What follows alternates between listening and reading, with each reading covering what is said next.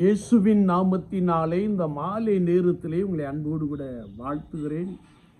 வேதத்தின் வெளிச்சம் என்ற நிகழ்வின் அடிப்படையிலே நீங்கள் அழைக்கப்பட்ட அழைப்பை பாருங்கள் என்ற வார்த்தையை நாம் தியானித்துக் கொண்டே இருக்கிறோம்.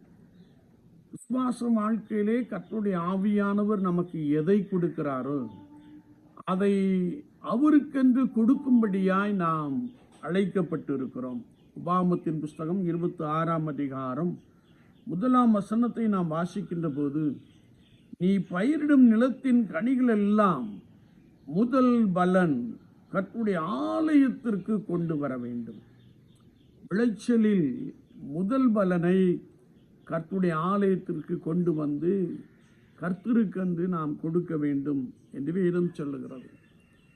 இன்னும் நாம் விசுவாச வாழ்க்கையிலே நாம் பார்க்கின்ற பொழுது, ஒவ்வொரு நாளும் முதல் வியாபாரம் கர்த்தர் தந்த எனது ஆலயத்திற்கென்று நாம் எடுத்து வைக்க வேண்டும்.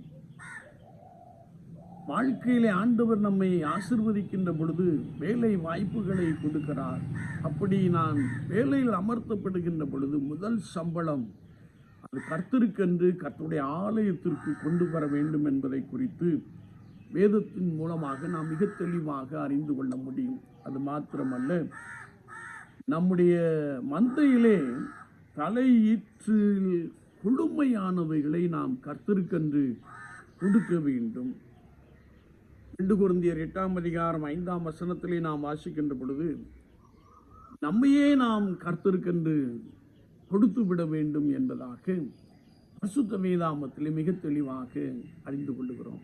என்னை கேட்டுக்கொண்டு இருக்கிற என் அன்பு சகோதரனே, சகோதரியே, விசுவாச வாழ்க்கையிலே கர்த்தர் உனக்கு எதை கொடுக்கிறாரோ அதிலிருந்து முதல் பலனை நீ கர்த்தருக்கென்று கொடுக்கின்ற பொழுது கர்த்தர் உன்னை நன்றாய் ஆசீர்வதிக்க போதுமானவராக இருக்கிறார்.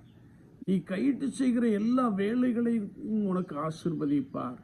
பணியிலே உனக்கு உயர்வையும் மேன்மையும் கொடுப்பார். ஆனால் இவை எல்லாவற்றையும் நான் கர்த்தர் எனக்கு கொடுத்த ஆலயத்திலே கொண்டு போய் நான் அவருக்கென்று கொடுக்க வேண்டும். இவை எல்லாவற்றை காட்டிலும் என்னையே நான் அல்லது நம்மையே நாம் கர்த்தருக்கென்று கொடுத்து விட வேண்டும் என்பதாக வேத வசனம் நமக்கு மிக தெளிவாக கற்றுக் கொடுக்கிறது. அப்போஸ்தலனாகிய பரிசுத்த பவுல் சொல்லுகிறார், முன்பு தங்களை தாமே கர்த்தருக்கும் பின்பு எங்களுக்கும் ஒப்பு கொடுத்தார்கள் என்று வேதத்திலே நாம் வாசிக்கிறோம்.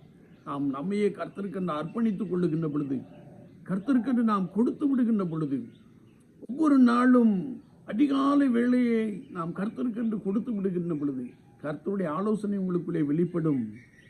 கர்த்தர் உங்களை ஒவ்வொரு நாளும் நன்றாய் ஆசீர்வதித்து வழிநடத்த போதுமானவராக இருக்கிறார். விசுவாச வாழ்க்கையிலே நாம் ஒவ்வொரு நாளும் காலை வேளையை கர்த்தருக்கென்று கொடுப்போம். கர்த்தர் நம்முடைய பிரயாசங்களில் எதை நமக்கு கொடுத்திருக்கிறாரோ அதில் முதல் பலனை கர்த்தருக்கென்று கொடுப்போம்.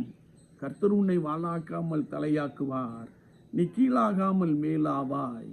கர்த்தர் உன்னை மென்மேலும் ஆசீர்வதிப்பார், நீ வர வர மிகவும் விருத்தி அடைவாய். ஆமீன், ஆமீன்.